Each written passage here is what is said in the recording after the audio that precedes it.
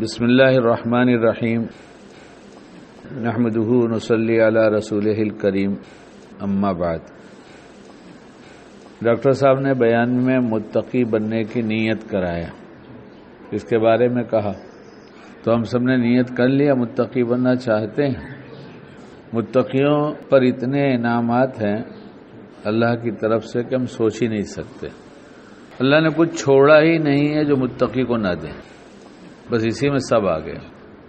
کوئی چیز چھوڑا ہی نہیں، نہ دنیا نہ آخرت کی، خالی یہیں کی نہیں، صحت کی، کمائی کی، انفرادی زندگی کی، اجتماعی زندگی کی، زندگی میں پیدا ہونے سے لے کر مرنے تک کی جتنی ضرورتیں اور جتنے شعبے ہیں، ہر ضرورتیں آسانی سے پوری ہو جائیں، ہر شعبے میں کامیاب ہو جائے۔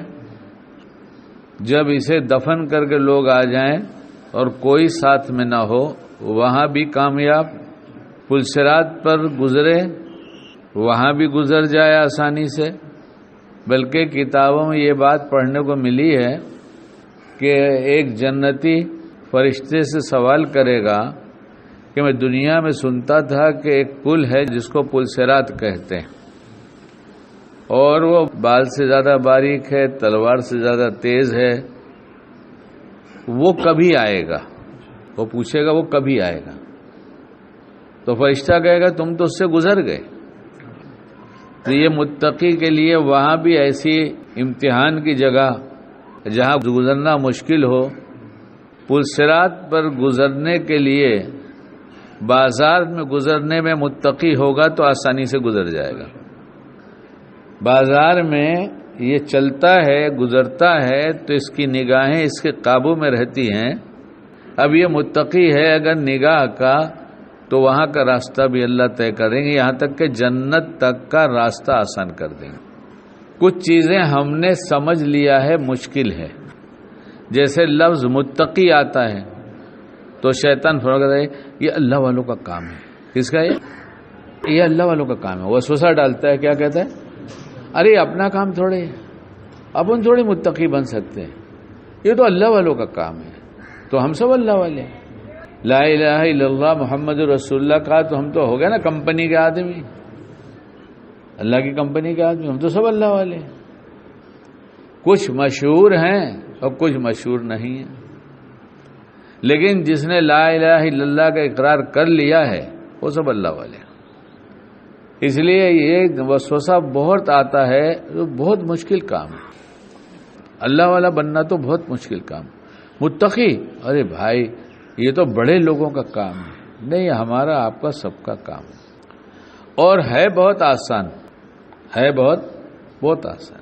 اس لیے کہ متقی بننے کے لیے کچھ بھی کرنا نہیں ہے، متقی بننے کے لیے کچھ کرنا نہیں، تو یہ تو آسان ہو گیا نا جس کے لیے کچھ نہ کرنا ہو۔ اور آدمی کچھ کر رہا ہو، اسے کہتا ہے چھوڑ دو۔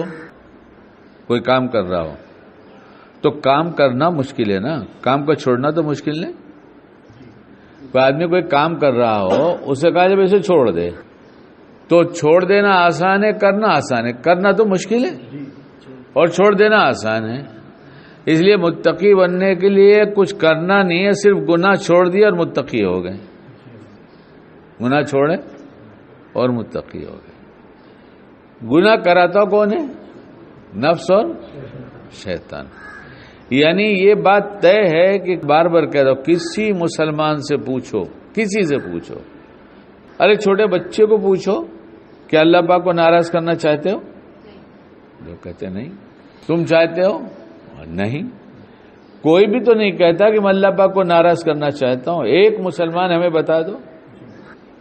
تو اس کا مطلب یہ ہے کہ ہم گناہ نہیں کرنا چاہتے۔ اللہ پاک ناراض کب ہوں گے؟ جب ہم گناہ کریں گے۔ تو اس کا مطلب ہم کرنا نہیں چاہتے۔ تو ہو کیوں جاتا ہے؟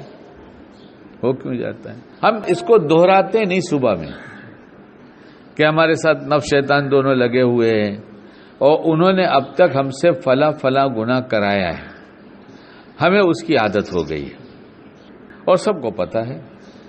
دیکھو اتنا مہربان ہے اللہ پاک کہ وہ سب کا گناہ جانتا ہے اور کسی کو بتاتا نہیں۔ اور ہم کسی کا گناہ جان جائے تو سب کو بتاتے پھرتے ہیں، تو کتنا غلط کام ہے۔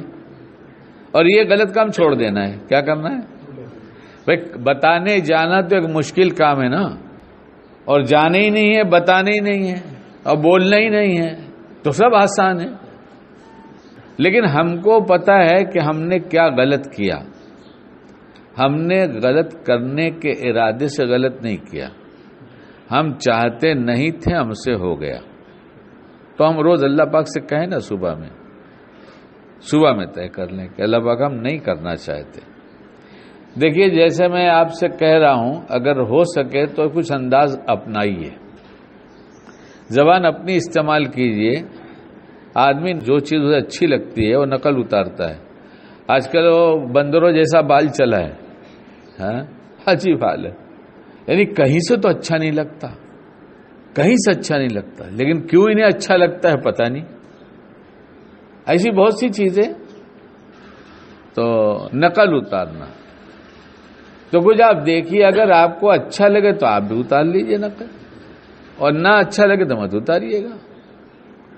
اللہ پاک ہم نہیں چاہتے، اللہ پاک ہم آپ کو ناراض نہیں کرنا چاہتے، میرے اللہ پاک آپ جانتے ہیں ہم کو، لیکن پھر بھی ہم سے کچھ نہ کچھ ہو ہی جاتا ہے، یہ نفس شیطان کرا دیتے ہیں، اور میں فلاں 3-4 گناہ ہوتا ہے، زیادہ نہیں ہوتا ہے، وہ کرتا ہوں، کرنا نہیں چاہتا میرے اللہ پاک، آپ مجھے بچا لیجئے نا، میں سب سے توبہ کرتا ہوں، میرے اللہ پاک مجھے بچا لیجئے، میرے اللہ پاک میں سب سے توبہ کرتا ہوں، مجھے بچا لیجئے نا اللہ پاک، آج میں ارادہ کرتا ہوں میں نہیں کروں گا۔ آپ کر کے دیکھیے، اور کچھ گناہ ہے جو سب کر رہے ہیں، یا کوئی گناہ کوئی کر رہا ہے، کوئی گناہ کر رہا ہے، سب گناہ ایک آدمی کرتا ہے، ایسا کچھ بھی نہیں ہے، کوئی نہیں کرتا۔ تو بس اس گناہ کا موقع جب آئے گا، صبح میں مانگیں گے، اللہ کو کہیں گے بچاؤ، تو اللہ پاک اس گناہ کے موقع پر یاد ضرور دلائیں گے۔ مثلا غیبت کسی کا تذکرہ اس طرح سے کرنا کہ جس سے اس کی برائی کا پتہ دوسرے کو چل جائے۔ کچھ برائی ایسی ہے کہ کوئی پاکٹ مار ہے، کوئی چیٹر ہے، تو اس کے بارے میں بتا دینا، غیبت نہیں، بتانا ہی چاہیے کہ بھائی ہوشیار رہنا، بھلا بس اتنا بھی کافی ہو جاتا، ذرا معاملہ سوچ کے کرنا۔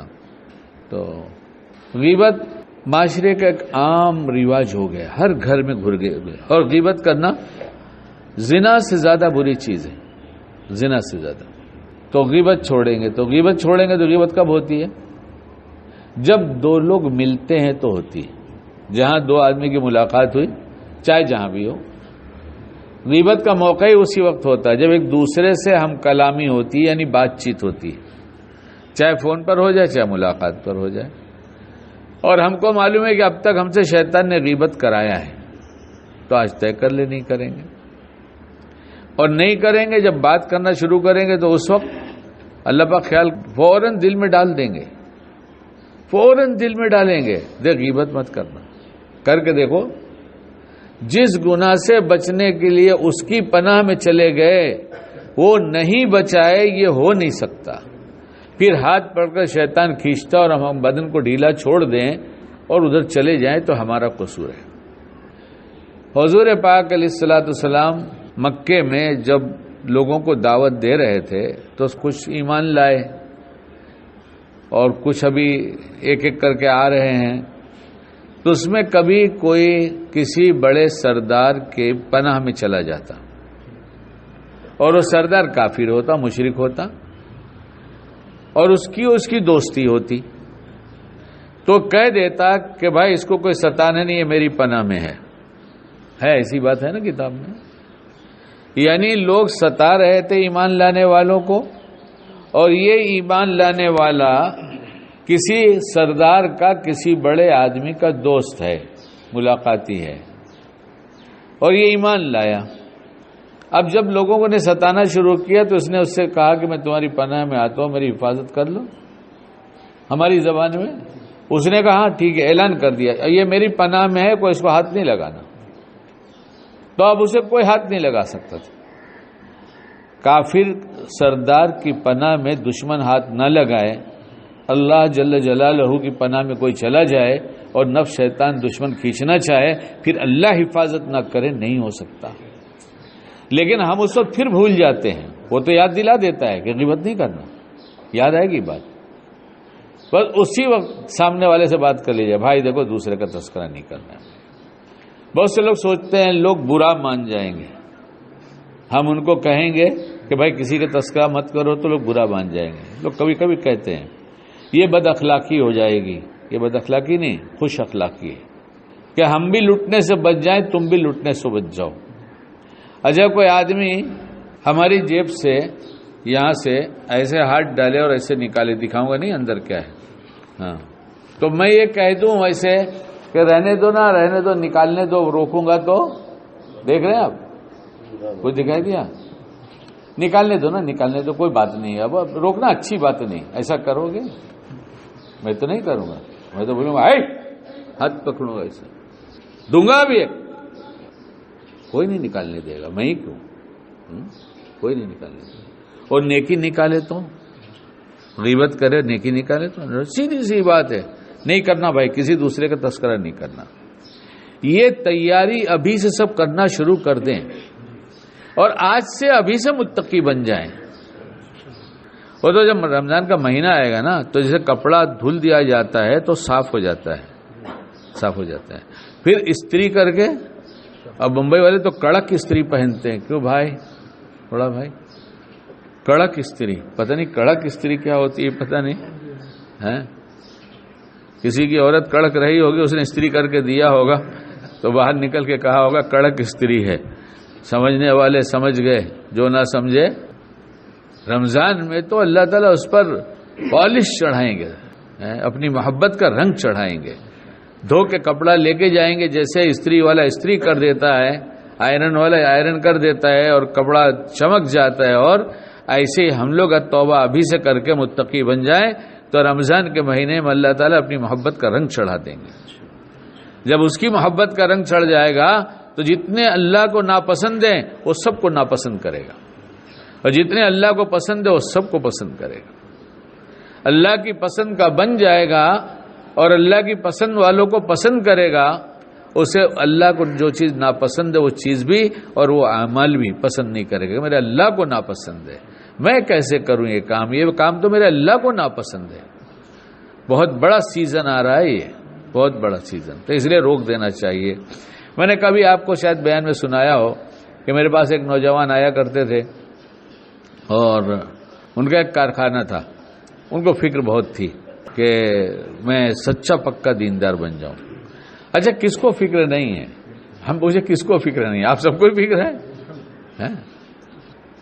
اور دیندار بننا، متقی بننا، پرہیزگار بننا، یہ سب بہت آسان ہے۔ پہلے آپ اس دماغ سے بات ہی نکال دیجئے، مشکل ہے یہ، کیونکہ کچھ چھوڑ دینا ہے۔ تو انہوں نے کہا کہ میں نے تو غیبت چھوڑ دیا ایک دم، اللہ کی مہربانی اب غیبت نہیں ہوتی، اور گھر میں بیوی کے پاس بیٹھ کے ہوا کرتی تھی وہ بھی بند ہو گئی۔ ہاں بہت سے لوگ ایسے ہیں جو گھر کے باہر تو ٹھیک ہے بڑے متقی رہتے ہیں، لیکن جب بیوی کے پاس جاتے ہیں تو وہ بیوی سے باتیں ہونے لگتی ہیں تو ضروری یہاں وہاں کے رشتہ داروں کی تو نکل ہی جاتی ہے، چاہے اور کسی کی نکلے نہ نکلے، جو جتنے قریبی رشتہ دار ہیں اس کی نکلتی ہے، لیکن بچنے والے وہاں بھی بچتے ہیں، بچنے والے وہاں بھی بچتے ہیں۔ تو انہوں نے کہا کہ بیوی کے سامنے بھی اب غیبت نہیں ہوتی، لیکن ایک بہت بڑی مشکل ہے میرے ساتھ۔ میں نے کہا بتائیے؟ وہ کہا میرے ایک استاد وہ میرے کارخانے پر آ کے بیٹھ جاتے ہیں اور ان کو عادت ہے وہ ان کی بات کرتے ہیں، غیبت کرتے ہیں، میں ان سے بچنا چاہتا ہوں، وہ استاد ہیں، کچھ سمجھ میں آتا ہی نہیں کہ کیا کروں۔ تو میں نے کہا تو بہت آسان ہے، سب سے پہلے ہم اور آپ یہ سمجھ لیں دین کے خلاف چلنا مشکل ہے اور دین پہ چلنا آسان ہے۔ کوئی بھی دین کا کام ہو، چاہے چھوٹا ہو یا بڑا ہو، سب آسان ہے۔ تو انہوں نے کہا کہ وہ ان کی غیبت کرتے ہیں، باتیں کرتے ہیں، اور میں ان کو کیسے روکوں، میرے استاد بھی ہیں۔ تو میں نے کہا کہ آپ ان سے کہہ دیجئے کہ پہلی بات بتائیے، غیبت بہت خراب چیز ہے، کسی کی برائی کرنا، اس کے بارے میں کسی سے بیٹھ کے باتیں کرنا، وہ فلاں ایسا ہے ایسا ہے، یہ بری بات ہے۔ یہ اصل میں آدمی اس کو بے عزت کر کے خود کی عزت تلاش کرتا ہے، اس کو بے عزت کر کے خود کی عزت بنانا چاہتا ہے، اور ایسا آدمی بے عزت ہوتا ہے۔ تو ان سے یہ بات کہی گئی اللہ کی دی توفیق سے کہ جب وہ دوسروں کی بات شروع کریں تو آپ پہلے ان کو آتے ہی بتا دیجئے کہ غیبت کے نقصانات ہیں۔ کیا نقصان ہے؟ غیبت زنا سے زیادہ بری چیز ہے، غیبت زنا سے زیادہ بری چیز ہے، اس لیے نہیں کرنا چاہیے۔ غیبت کسی کی کرتے ہو تو اس کو اپنی نیکی دے دیتے ہیں، تو مشکل سے نیکی کچھ کمائی جاتی ہے وہ بھی کسی کی دے دی جائے، اور جس سے دشمنی ہو اسی کو دے دیا جائے، تو یہ تو سراسر بیوقوفی کی بات ہے۔ تو اب ہم کسی کی بات نہیں کریں گے، لیکن استاد ہیں اور غیبت کرنے میں استاد ہیں، استاد ہی نہیں ہیں، غیبت کرنے میں استاد ہیں۔ اب جس کی برسوں سے عادت لگ جاتی ہے تو بیچارہ وہی اسی ویسے ہی رہتا ہے، تو پھر بھی وہ شروع ہو گئے۔ تو اگلی بات بھی ہم نے کہہ دیا، کیونکہ ہم بھی سب بہت بھٹکیلے ہیں نا بمبئی کی زبان میں، تو ہم نے کہا جب وہ کہیں گے آگے شروع ہو جائیں گے، نہیں مانیں گے تو کہنا کہ اصل میں حضرت بات یہ ہے کہ میں ایک جگہ بیعت ہو گیا ہوں، تو ہمارے شیخ نے کہا ہے کہ غیبت نہیں کرنا، ورنہ ایک غیبت پر 10 رکعت جرمانے کی پڑھنا، اور 2 غیبت ہوگی تو 20 رکعت پڑھنا، اور یہ کہا ہے سننا بھی تو ہی پڑھنا، تو حضرت 20 رکعت پڑھنا ہوگا۔ اصلاح کے لیے جاتا ہوں، بتانا تو پڑے گا کہ آج غیبت سنا ہے، اس لیے اللہ کے واسطے آپ جانتے میری بھی عادت کچھ بولنے کی، دوسرے کا تذکرہ نہیں کریں گے۔ اور جس کو غیبت کی عادت ہے وہ کان کی تلاش میں رہتا ہے کہ کوئی سننے والا ملے، کوئی سننے والا ملے۔ اپنا وقت ضائع نہ کریں۔ جس ملاقات پر پتہ چلتا ہے کہ اس کی ملاقات سے ہمارا دین زندہ ہوتا ہے، ہمارا اللہ راضی ہوتا ہے، اس سے تو ملاقات باقی رکھیں، اور جس سے ہمارا دین لٹتا ہے اس سے ملاقات چھوڑ دیں، بس اپنی حفاظت ہو جائے گی۔ اس طرح سے غیبت کا علاج ہو گیا اور ہو جاتا ہے، اسی لیے شیخ بنایا جاتا ہے، فیملی ڈاکٹر جیسا ہوتا ہے ایسے ہی شیخ بنایا جاتا ہے، بیعت ہوتے ہیں اور ان سے یہی پوچھتے ہیں کہ کیا کرے، بیعت ہوئے، توبہ کیا، روزے ارادہ کرتے ہیں، لیکن پھر بھی غیبت ہو جاتی ہے، اب بتائیے کیا کروں؟ بس اس گناہ کو چھوڑ دیں گے متقی بن جائیں گے، اور ہر گناہ کو چھوڑ کر متقی بن جائیں گے۔ خدا نخواستہ پھر ہو جائے تو فوراً توبہ کر لینا چاہیے۔